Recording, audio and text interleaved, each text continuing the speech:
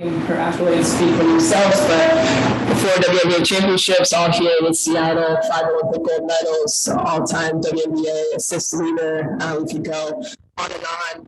One stat that came across and Jeff brought to the table that I think really sums up Sue representing Storm basketball is that she scored or assisted on 27% of Storm points all time. And that's including 4 years that she wasn't actually on the court with the Storm, which is just really remarkable. And I think just shows the impact that she's had herself and also putting her teammates in a position to be successful. Sue is the leader of our franchise. I said it earlier, I've said it again, that she is Storm basketball. She represents so much of what our organization tries to do here in the city. And to have the opportunity for her to lead us back to Seattle this season, back to Climate Pledge Arena, to play in there for the first time, and to be in front of our fans is an incredible opportunity for us in the Storm. And we're really grateful. And with that, I will pass it over to Noelle.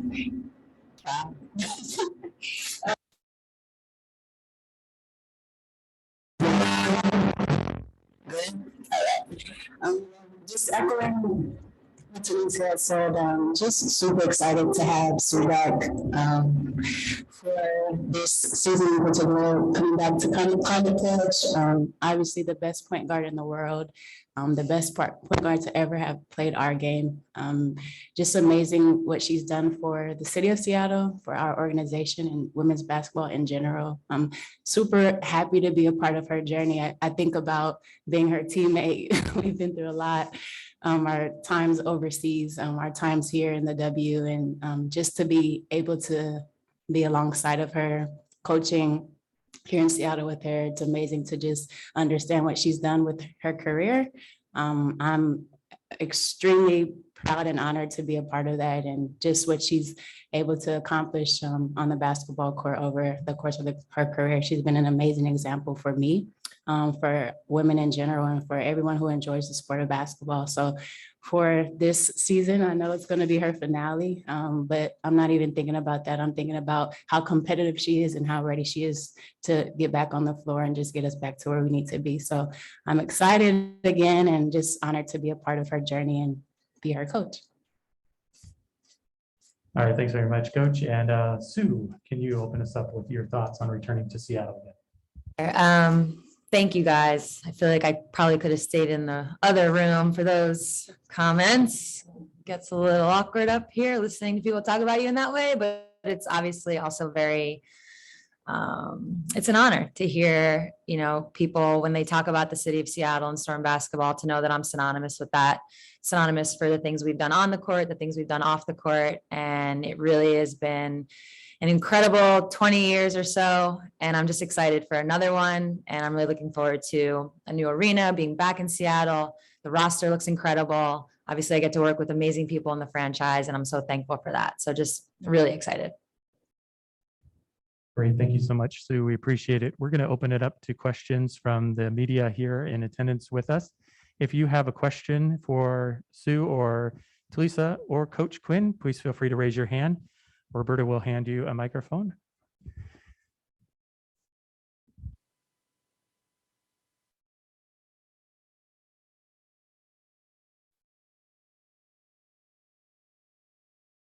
Noe said finale, but you kind of pointedly haven't necessarily said this is going to be your last season. Is that something you plan to address or revisit during the season? I should have said $100 if that's not the first question. Yeah, I mean, I think it's interesting.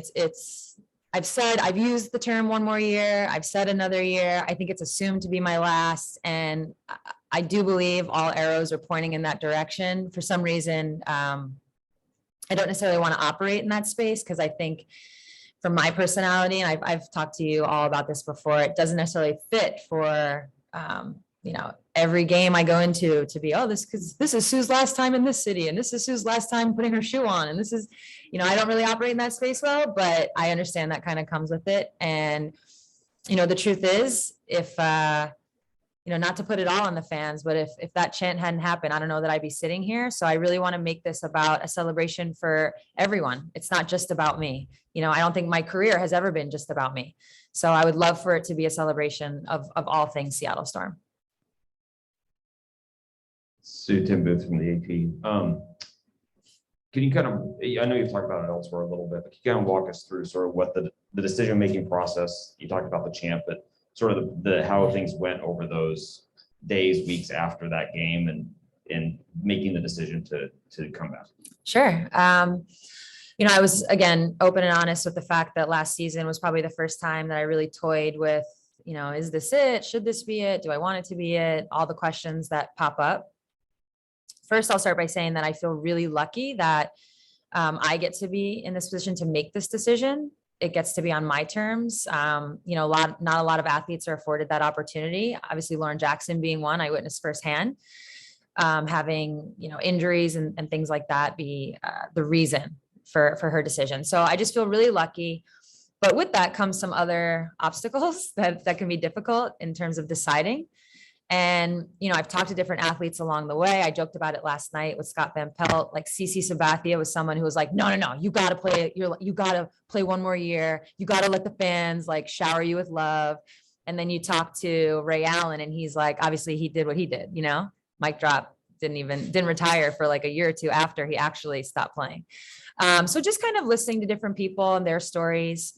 I think that was all kind of circulating in my head throughout last season. And when the final game came and when the final buzzer went off, I knew immediately, I was like, that could have been it. And then the fans chanted. And I think it just gave me this whole other perspective on things that, I never thought this was just about me, but that really made me realize this decision's not just about me. And I think as you get older, motivations can change. It can get harder physically. I always joke when your warm up is like just as long as your workout, you got a problem. I'm like towing that line right now. So, there's just a lot that was juggling, but again, in that moment, it just gave me a new perspective. And I would say the next 3 days, I kind of went back and forth between how I felt, but very quickly I kind of was like, all right, I think I want to play again. So let me act as if I am. Right. Let me contact Susan Borchard, who's my trainer, and say, hey, listen, let's prepare like I am. Let me inform the team like, hey, listen, I'm probably going to play. So operate that way. If something changes, I'll let you know. And I was still lucky that I had a couple of months to see if that felt right. And it did. And that's kind of, it wasn't really short, but that's kind of the short of it. Sue, Chris Egan, King 5 TV. You've played everywhere with the Storm, with the Olympics, through college, but now you have this bright, shiny new arena. Yeah. Just your thoughts. I know that was maybe a little motivation factor being in that arena, but just your thoughts about playing over at Climate Pledge.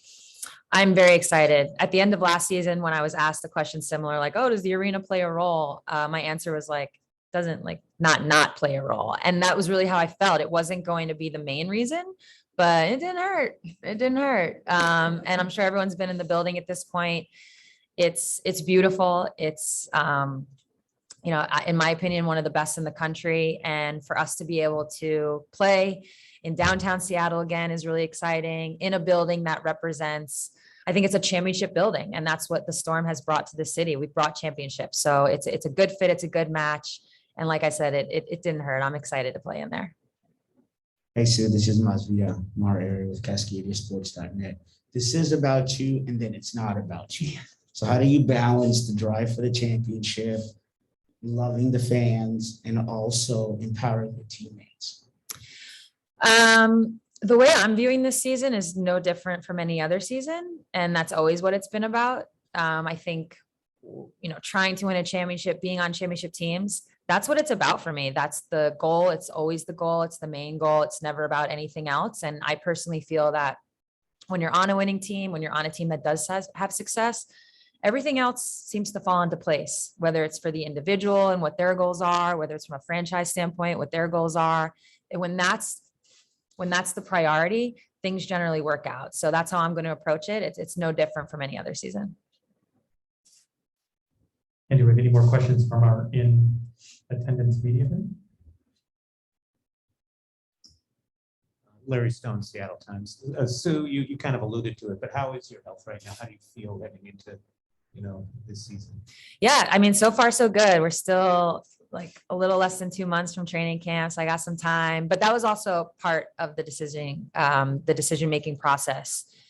After I kind of went through that timeline that I just guided you guys through, there was a moment where I was like, all right, now let me get back on court and see what's up over here. So got out there, nothing crazy, but just was shooting a little bit. And, the last couple of years have taught me a lot about my body and just, different alarm bells, if you will, that can go off. No alarm bells. So I was good to go. And then that was really like the final hurdle for being like, all right, let's do this. So as of right now, knock on wood, feeling pretty healthy.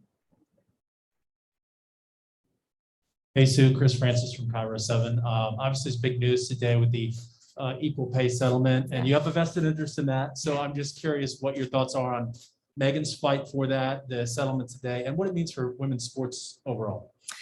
Yeah, I mean, my alarm clock went off at 2:30 a.m. as well. She had to be up there for those live hits. That was fun. No, it's obviously, it's amazing. It's going to end up being such a turning point, I think, for women's soccer, but I think for women in sport and then women in general. This is the type of thing, and all of us in this world are starting to realize this. I think because sports have a platform, because we have microphones at different points, we can be a voice that not just impacts sports, but impacts other workplaces as well and other women in different fields. So what Megan and her teammates were able to do is amazing for themselves. Yes. So they get the back pay, it's a couple, who knows, tens of thousands of dollars in your pocket. That's always wonderful. But what this does is it's going to change for the next generation and the generation after that and so on. And, in a way, a lot of my friends have kids now and a lot of them are girls. And so what Megan did today, what her and her teammates did today, that's going to impact my friends' kids, and maybe anyone in this audience who has daughters. So it is pretty amazing. It's funny because I don't think she really realized like the weight of it in the moment when it finally got done, but it's starting to sink in. And again, to circle back, this will be a moment that really changes things for women's sports forever. Nico Tamarian, Como 4 News. As we get into this season here, or maybe even part of the decision process to come back, you ever reflect on the impact over these last 2 decades, or do you ever hear from teammates or other players in the league that you inspired them to get on this journey? And what is that emotion like when you hear those sorts of things? Yeah, I mean, I've always kind of I've made this joke before. It's probably 10, 15 years ago, the first time I stepped on the court against an opposing player, and they whispered in my ear, like, I had your poster on my wall growing up. That kind of started. That's like when I started to realize, like, oh, this is different. Now you fast forward, it's just increasing in a way. So I do have this unique perspective. It kind of dawned on me in conversation a couple of days ago. I'm probably the only player currently. Yes, I'm the only player that played with and against Lisa and Cheryl, but also against Rebecca, the 3 founding women for this league. I've worn all the uniforms, I've pretty much seen it all. And it is this, it's really, what would be the right word for this? It's mind blowing to think about all the change that I've seen, to know I've been a part of it, but also just a witness of it. So it's, like I said, interesting, and then you have a player tell you their mom's the same age as you. So that was really another pivotal moment in my life. But yeah, it's interesting when I do reflect. I don't do it often, but when these little moments pop up, sometimes they make me laugh. Sometimes they make me, I was going to say cry. It's more like get emotional, but in a good way, like in a very positive way. I realize how much has been accomplished here, and I've been a big part of it. Let's go ahead and take some questions from our Zoom audience. Howard Magdal, why don't you kick us off, Howard? Thanks. Sue, congratulations. Welcome back. Howard Magdal. We're not able to hear you, Howard. Hold on just 1 second. Oh.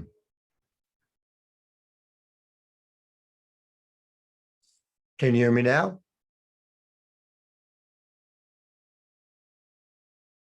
Any luck here?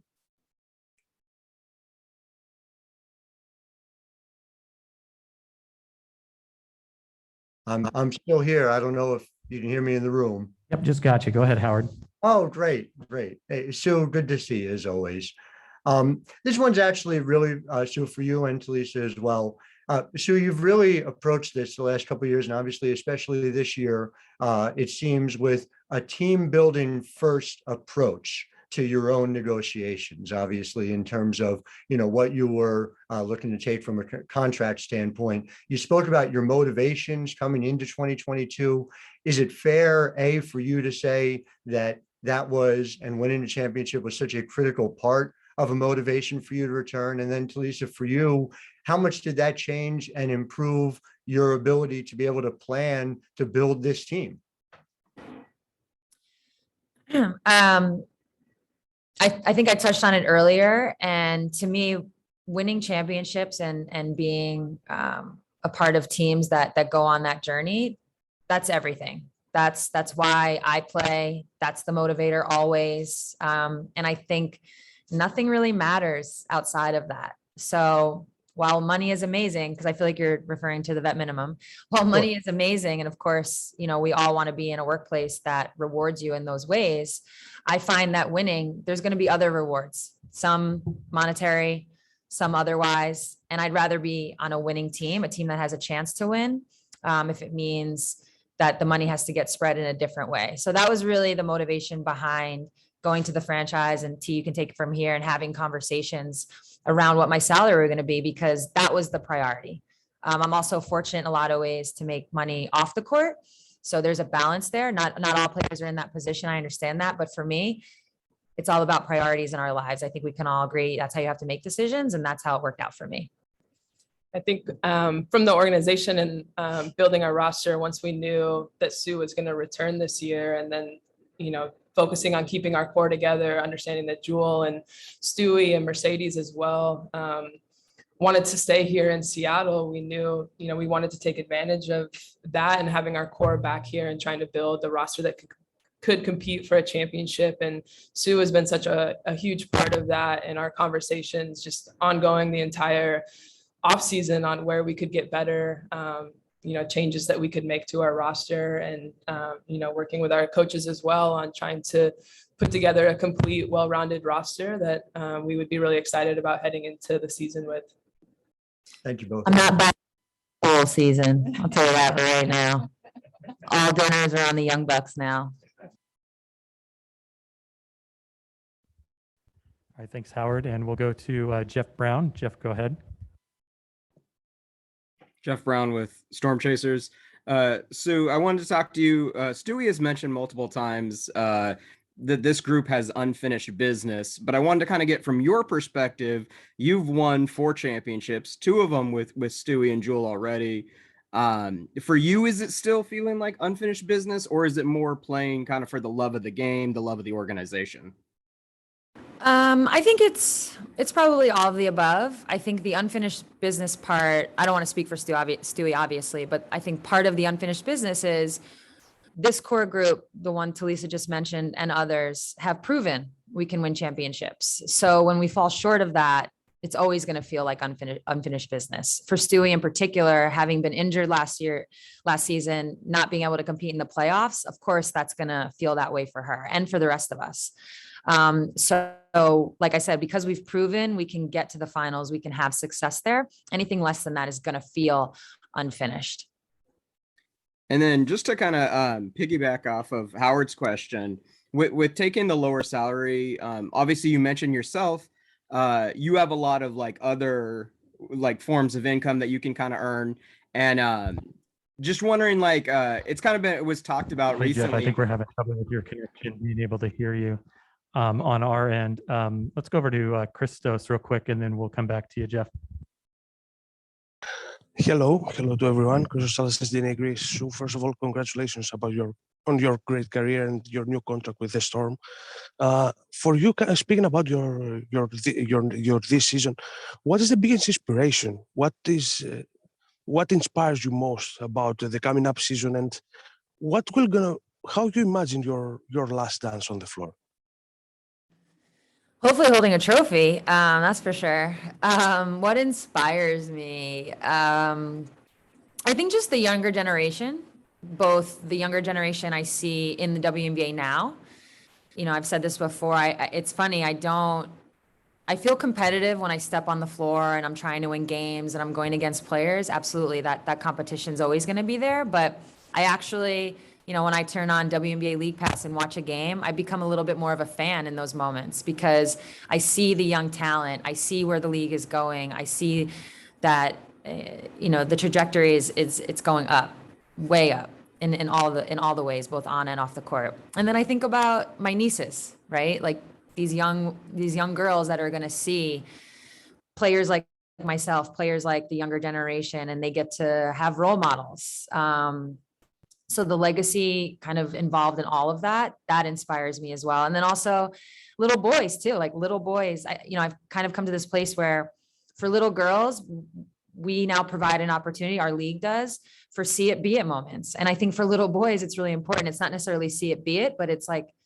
maybe it's see it, respect it in a way. And that can really change, you know, how women in sport are looked at. And I think that's important too. So just being a part of all of the change that we're seeing is really what inspires me the most. All right, thanks, Christos. Let's go try back with Jeff Brown again. Jeff, go ahead and try one more time. Can you guys hear me? Yep, good to go. Okay. Yeah. So I was just going to ask about, as far as like other avenues of income outside of your salary, what is your advice for other WNBA players, maybe younger players that, you know, are looking to improve that area? I think what I have found is the more authentic you are and just genuine, I think that's just an attractor, if you will. I don't know if that's a word, but like, it just attracts people, things, you name it. And it also just allows you, when you show up as your authentic self, it allows you to feel just comfortable. It allows you to, when you go to bed at night, feel good about, you know, the things you're trying to do. I don't know. It's such a specific question to each individual. It's kind of hard to give an answer, but that's, I think, the starting point. That's where I've found the minute I was able to kind of just be myself, that's where I found that I could connect in different ways to different people. And I think that goes into such things like endorsements and whatnot. Thank you. Thank you very much, Jeff. Let's go to Michelle Vopel. Michelle, go ahead. Yeah, thank you. Sue, I know you've said you're not sure if you ever want to coach someday or not, but I'm wondering what you think your future with USA Basketball will be, because you've been so involved with that organization and such a huge part of it for a couple decades now. What do you see as your future involvement with USA Basketball? So I'm currently a board member, which I thought was a great first step in terms of just staying involved.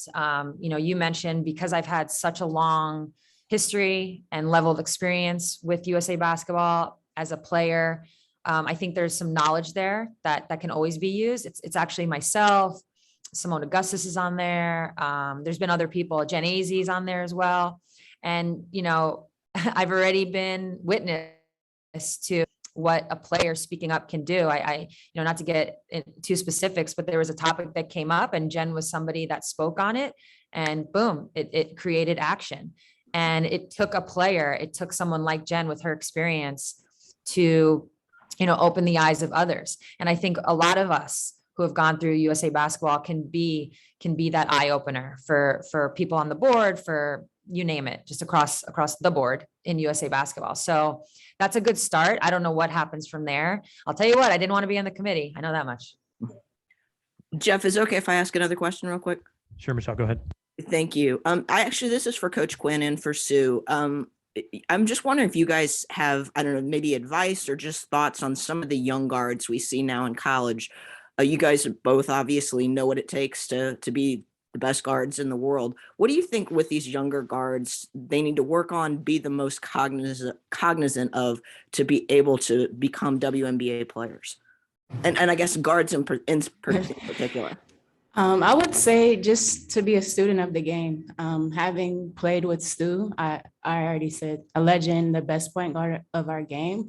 She is very much 3 steps ahead of everybody, 5 sometimes. And it's because she's a student. She's constantly watching basketball. She's constantly just innovative in her ideas and ways. And I think that's how she's been so successful. She's very cerebral. A lot of times, I think with this younger generation, it's all athleticism and physicality and things of that nature. But I think you have to use your mind and you have to really understand ways to attack your opponent, understand ways to make your teammates better. And that comes with just really diving into the X's and O's of the aspect of being a great guard in our league. It's tough, coming into a league where you're coming from college into the pros and everyone is just as good physically. Now what's going to stand apart is between your ears.